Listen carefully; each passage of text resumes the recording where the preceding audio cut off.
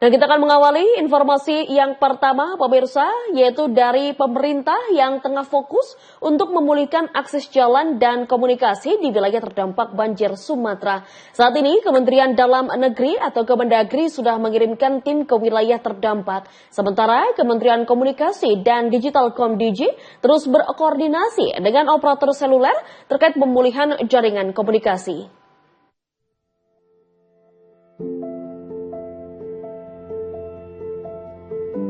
Wakil Menteri Dalam Negeri Bima Arya Sugiarto mengaku pihaknya sudah berkoordinasi dengan pemerintah daerah untuk mempercepat evakuasi dan perbaikan jaringan yang terputus.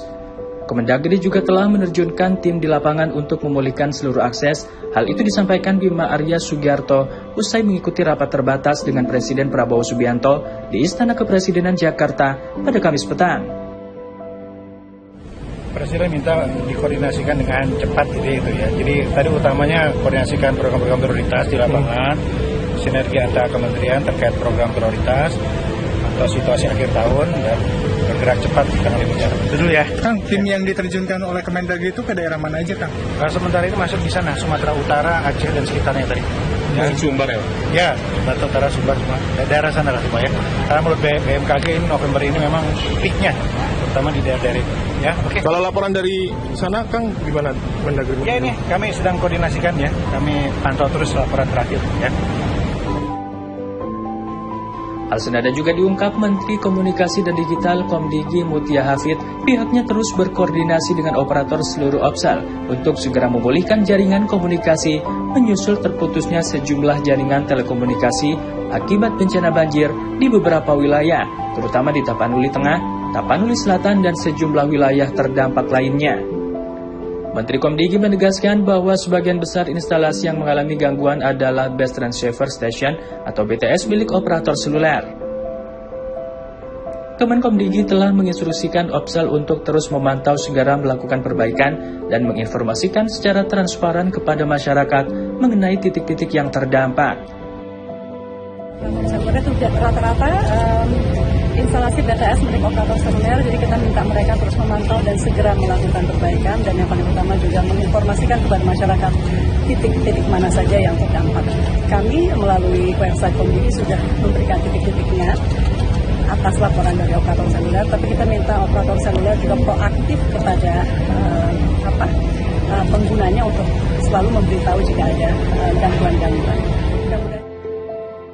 Hujan ekstrim melanda berbagai daerah di Indonesia beberapa waktu lalu. Di Sumatera Utara, hujan ekstrim sejak 25 November 2025 memicu terjadinya bencana banjir dan longsor di 4 kota atau kabupaten, yakni Sibolga, Tapanuli Utara, Tapanuli Tengah, dan Tapanuli Selatan. Sebelumnya, Kepala Pusat Data Informasi dan Komunikasi Kebencanaan Badan Nasional Penanggulangan Bencana BNPB Abdul Muhari mengatakan banjir yang terjadi dalam 2 hari kemarin mengalir cukup deras dan menghantam rumah warga.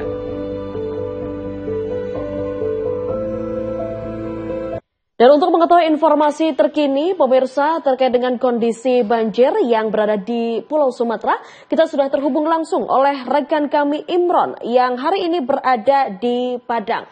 Halo Imron, selamat malam.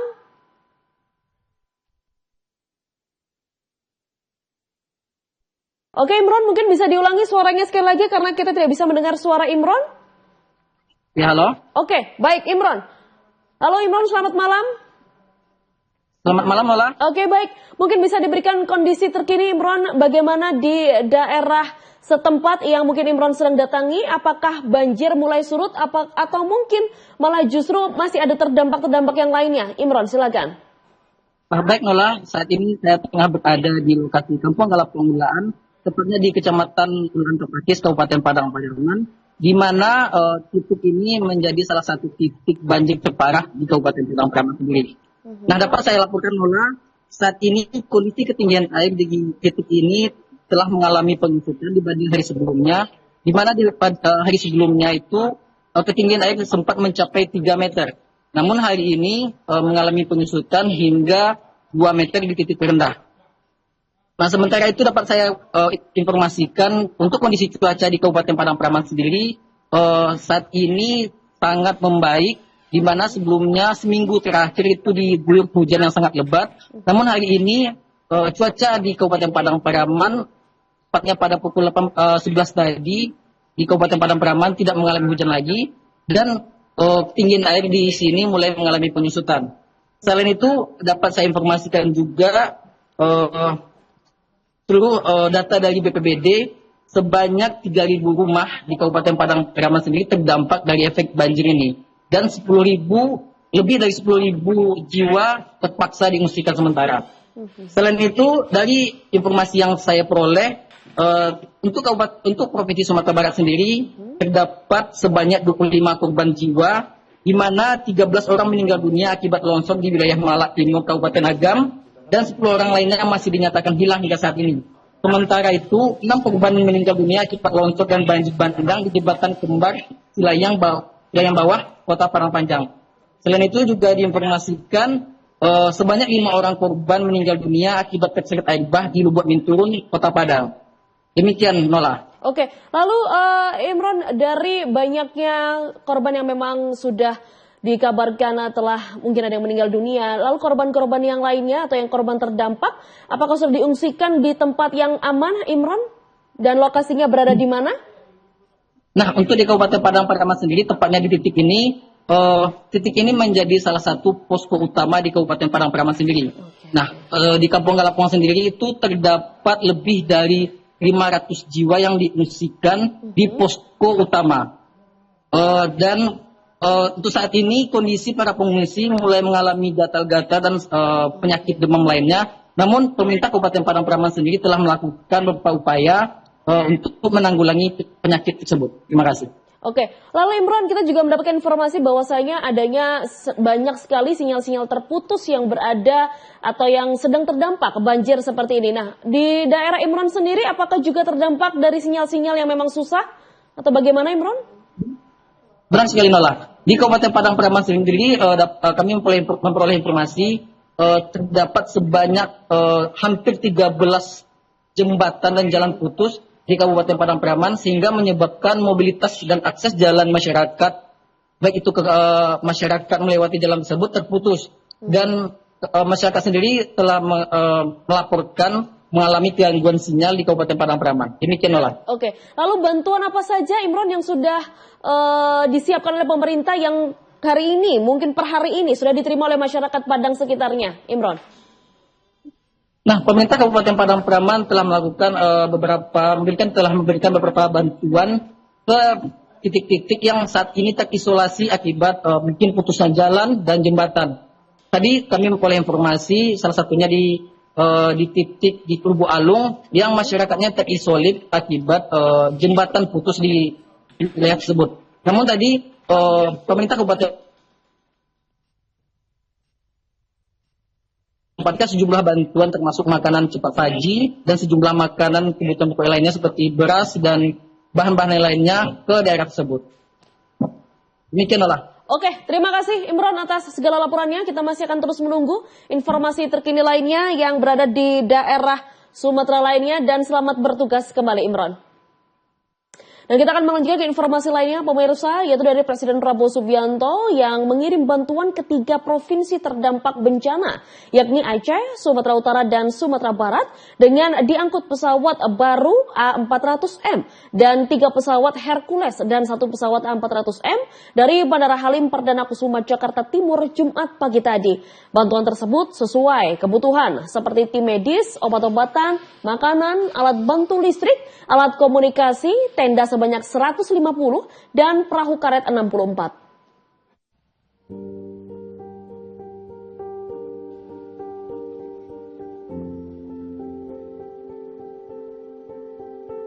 Dengan menggunakan 4 pesawat, salah satunya pesawat baru yang tiba di tanah air, yakni pesawat A400M, Presiden Prabowo Subianto instruksikan pemerintah pusat untuk segera mengirim ribuan bantuan untuk 3 provinsi terdampak bencana, yakni Aceh, Sumatera Utara, dan Sumatera Barat.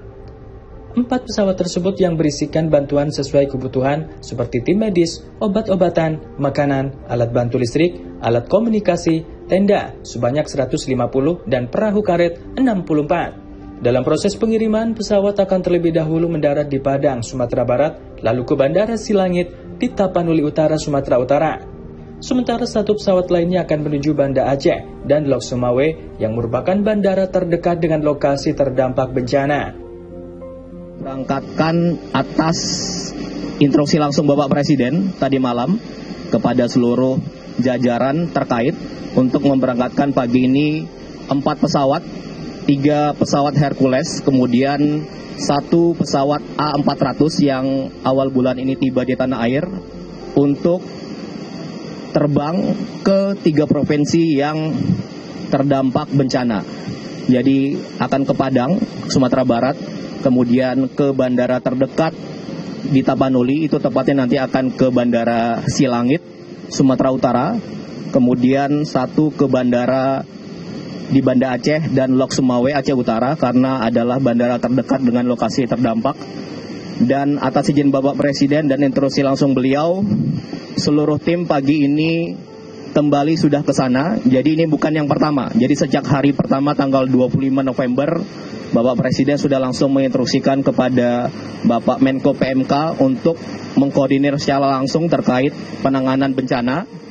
Dan beberapa hari lalu sampai dengan hari ini juga bantuan terus menuju ke sana dari sisi pesawat TNI, kemudian juga dengan pesawat maskapai sipil untuk mengangkut semua kebutuhan yang kebutuhannya disesuaikan dengan kebutuhan di sana. Jadi kemarin sudah menghubungi langsung, menelpon langsung para kepala daerah di Sumatera Barat, kemudian Pak Masinton, kemudian Gus Irawan, Bupati Tapanuli Tengah dan Tapanuli Selatan sudah dihubungi juga, termasuk Gubernur Sumatera Utara dan Provinsi Aceh.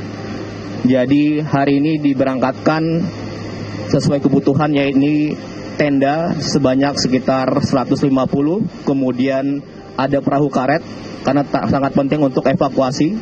Ada sekitar 64, kemudian jet set, alat bantu listrik, kemudian juga yang terpenting juga alat komunikasi, diberangkatkan sekitar 100 alat komunikasi ke sana agar sinyal komunikasi bisa dimulai kembali. Kemudian juga bahan makanan siap saji, kemudian tim medis dari TNI, kemudian juga dari Kementerian Kesehatan. Pertama, terjadinya bencana, Bapak Presiden sudah perintahkan kepada kami, tim BNPB langsung bergerak, dibantu TNI Polri, Pemda aktif.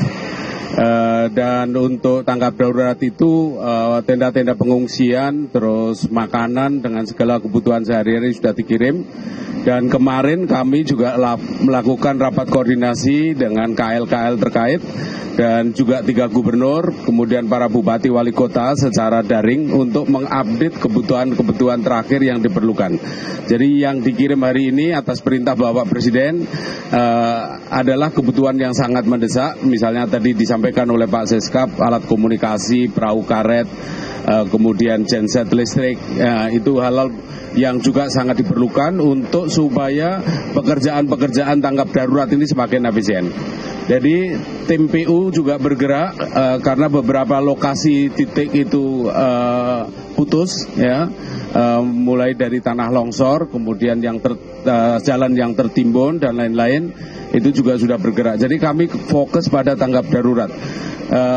Sudah berhari-hari dilakukan, tapi Bapak Presiden tadi malam perintah kami semalaman ini Pak dikoordinasi Pak Seskap untuk menyiapkan semua ini. Jadi teman-teman sekalian, kita mengerahkan segala upaya atas perintah Pak Presiden untuk supaya masyarakat yang tertimpa bencana ini segera tertangani. Guna memastikan akurasi kebutuhan korban terdampak bencana, Presiden Prabowo dan jajaran terkait telah berkomunikasi langsung dengan Pemda terdampak dan terus berkoordinasi terkait penanganan bencana.